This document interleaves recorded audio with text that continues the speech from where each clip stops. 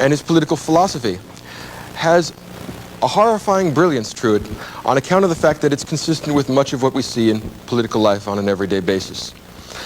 The drawback of this conception of political philosophy and the concomitant conception of an amoral universe is that it makes people no longer social animals. Stop and think about what the Machiavellian wants us to do. He wants us to constantly betray others, both above us in the political structure and below us in the political structure, in order to satisfy our own lust for power. A lust which is never satisfied and which only grows bigger and bigger as its objects become bigger and bigger.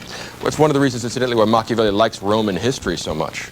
Roman history is full of creatures like this. A horrifying figure like Caesar Borgia is that Caesar Borgia is the man of virtu, V-I-R-T-U. Virtu is exactly the opposite of Platonic virtue. It is much more like Thrasymacheian virtue. It is the virtue of the man that tells lies, that stabs people in the back, that does whatever it takes to satisfy his unquenchable desire for power. Your Vice President Mike Pence is running against you. Yeah. Your Ambassador to the United Nations, Nikki Haley, she's running against you. Your former Secretary of State, Mike Pompeo, said he's not supporting you. You mentioned National Security Advisor John Bolton. He's not supporting you either. You mentioned Attorney General Bill Barr, says you shouldn't be president again, calls you the consummate narcissist and troubled man. You recently called Barr a gutless pig.